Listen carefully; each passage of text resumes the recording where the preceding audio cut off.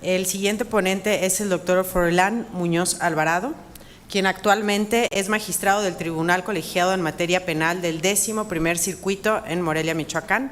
Se desempeñó como juez de distrito y magistrado unitario en el estado de Sinaloa y juez de distrito en el estado de Chiapas. El doctor Froilán cursó la licenciatura en Derecho y maestría en Investigación en la Universidad Michoacana de San Nicolás de Hidalgo. Tiene una especialidad en Derecho Penal por la Universidad de Salamanca en España. Cuenta con un doctorado en Derecho Penal y Política Criminal del INACIPE. También es doctor en Derecho Público por la Escuela Libre de Derecho en el estado de Chiapas. Y actualmente cursa el programa de doctorado en Ciencias Jurídicas en la Facultad de Derecho de la Universidad Michoacana de San Nicolás de Hidalgo. También actualmente es director nacional de la Asociación Nacional de Juzgadoras y Juzgadores Federales, JUFED. Muchas gracias, doctor. Muchas gracias por la presentación. Señoras y señores legisladores, agradezco la invitación a participar en este recinto en mi calidad de representante de las y los juzgadores federales. Como se pudo advertir, soy un juzgador de carrera y he escalado los diversos puestos del Poder Judicial durante los últimos 21 años. Por eso me es grato compartir mi experiencia y algunas observaciones.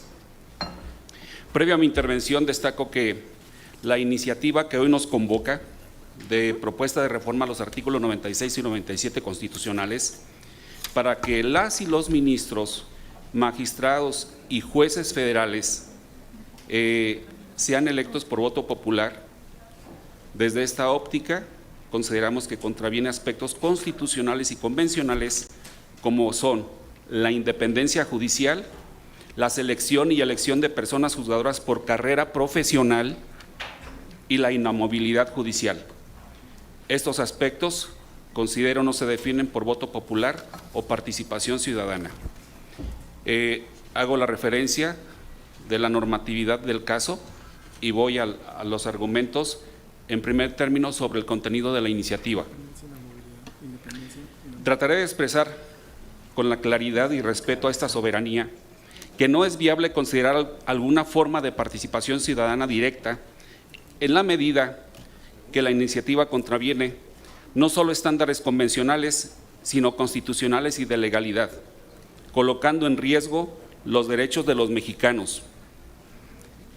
Argumento que es impreciso justificar esta pretensión de modificación en los sistemas jurídicos de los Estados Unidos, Suiza, Bolivia y Perú.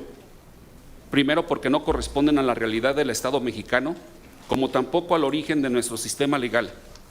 Por lo que respecta a los dos primeros, Estados Unidos y Suiza, estos se ubican en la tradición de la familia anglosajona o del common law. Y específicamente, en el caso de Estados Unidos, se destaca que su sistema incluye al jurado popular, que claramente no lo tenemos en México. En relación a Bolivia y Perú, tampoco puede ser un indicador para decir que la elección de jueces por voto popular sea funcional. Primero, porque no hay punto de comparación entre la valoración jurídica que se reconoce a la judicatura mexicana en el escenario de las naciones, pese a que tanto Bolivia, Perú y nuestro país corresponden a la tradición romano-germánica o de derecho escrito. Mi argumento se refuerza con lo asentado tanto por la Comisión como por la Corte Interamericana de Derechos Humanos, en atención a la importancia que tiene la garantía de la independencia en la administración de justicia. Esto como presupuesto para el cumplimiento de las normas del debido proceso, lo cual, subrayo, no se garantiza por cuestión ciudadana, partidista o vía de elección popular.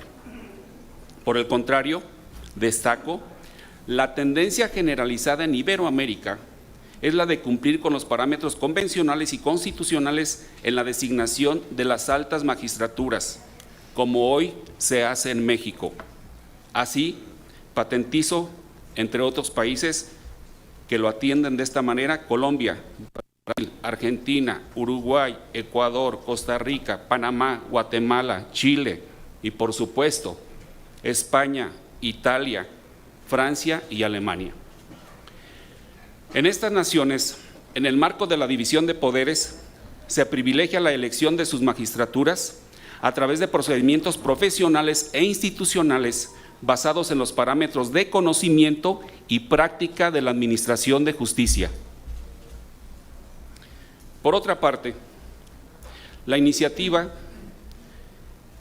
consideramos que contraviene lo dispuesto en el párrafo séptimo del artículo 100 constitucional, así como esas cuestiones de estándares convencionales previstos en el artículo 10 de los principios básicos relativos a la independencia de la Judicatura de Naciones Unidas y 75 de las garantías para la independencia de las y los operadores de justicia emitido por la Corte Interamericana de Derechos Humanos, que ordenan que las personas seleccionadas para ocupar tales cargos judiciales, aparte de su integridad e idoneidad, tendrán la formación y las calificaciones jurídicas apropiadas, con base en el mérito personal y su capacidad profesional. Es decir, se exige que provengan de carrera judicial con base en parámetros de conocimiento del derecho y no de elección popular como se pretende, pues la propia Corte Interamericana ha observado que la elección y nombramiento de las y los operadores de justicia se debe dirigir a quienes tengan los méritos y las mejores capacidades profesionales y no por criterios de carácter político. Por eso, nuestro artículo 100 constitucional ordena que la carrera judicial se debe regir por los principios de profesionalismo, excelencia, independencia, objetividad, imparcialidad y la última adición a este numeral, la paridad de género, ya aludida en esta mesa, atribuyendo dicha tarea al Consejo de la Judicatura Federal y a la Escuela de Formación Judicial. En un tercer comentario, dicha iniciativa, al plantear ahora un periodo de 4 años, ratificable por un tanto más para el ejercicio del cargo de juzgador, vulnera el principio de inamovilidad judicial establecido en los artículos 12 de los principios básicos de Naciones Unidas ya mencionado, así como 84 de los propios de la Corte Interamericana y los de la Constitución, ubicados en el primer numeral y el 17, pues implican de suyo este planteamiento que aludo, una regresión de dicha garantía de inamovilidad constitucional de los operadores de la función judicial federal, pues los estándares constitucionales y convencionales privilegian los periodos prolongados para tales magistraturas, así como la estabilidad en sus cargos. Esto como base de la independencia judicial y algo muy singular, como garantía en beneficio de las personas que acuden al servicio que prestan los tribunales. Este apartado le puse comentarios finales, que son sustantivamente 3. El primero, respecto a la elección a través del voto de las y los integrantes de la Suprema Corte de Justicia de la Nación. Aparte de que no existe precedente histórico objetivo, pues si bien tales cargos los refirió la Constitución del 57 como electivos, ello era de manera indirecta a través de juntas electorales, cuyos integrantes de estas juntas se elegían por los ciudadanos a través del voto, pero no era el voto popular directo en razón de los candidatos a lo que en aquel momento se decía magistrados, no eran ministros. Es decir, los magistrados, entre comillas, no eran elegidos por voto popular directo. Tan es así que en su artículo 96 de esa norma fundamental decía: su elección será indirecta en primer grado, en los términos que disponga la ley electoral. Así lo destaca por ahí un investigador, Mario Melgar Adalid. Pese a lo anterior, se advierte que en el actual procedimiento de designación de ministras y ministros de la Corte, si bien no deriva de un ejercicio de democracia directa o de participación ciudadana, sí se verifica en forma indirecta a través del ordenado en el 96 constitucional, que atribuye la facultad al Senado de la República de designar a las y los integrantes del máximo tribunal de una terna que le propone el presidente de la República. Por lo tanto, es ante los senadores de las diversas fuerzas políticas, electos ellos sí en forma directa, donde se verifica tal ejercicio democrático indirecto, que incluso exige la votación de una mayoría calificada para obtener el consenso de tales nombramientos de ministras o ministros. Es aquí donde vemos un área de oportunidad, porque todo es perfectible, todo es revisable, valorado, y con la propuesta para mejorar, creo que podría ser.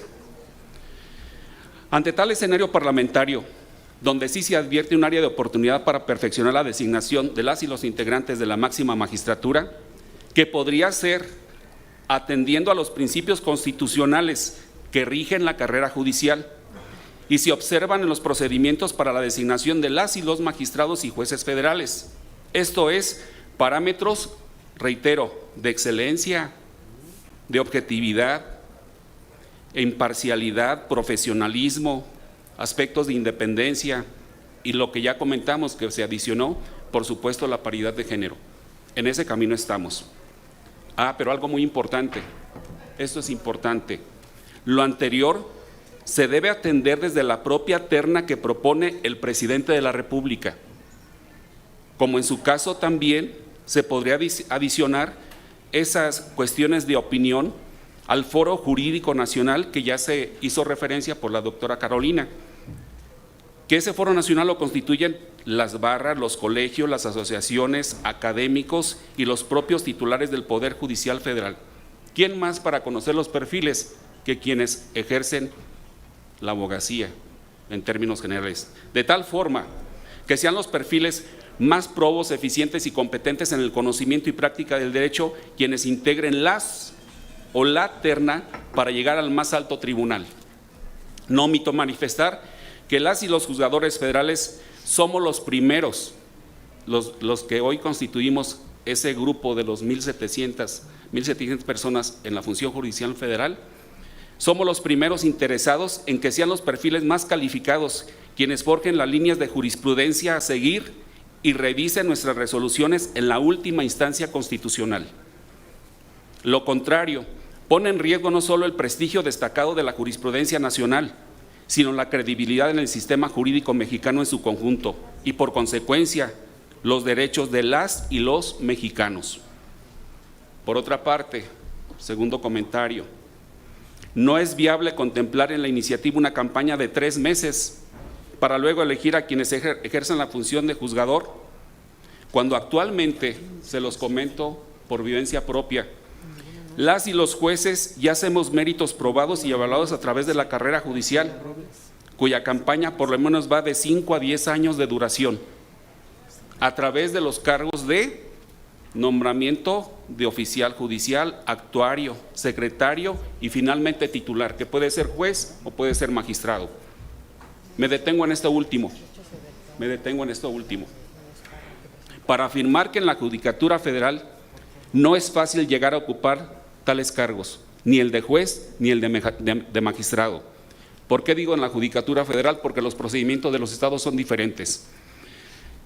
Esto por los altos estándares de conocimiento que se exigen en los concursos de oposición, desarrollados a través de 4 etapas de exámenes, esto es, de conocimiento jurídico, redacción de sentencias, comparecencia ante jurado integrado por jueces y magistrados, y por supuesto, valoración curricular.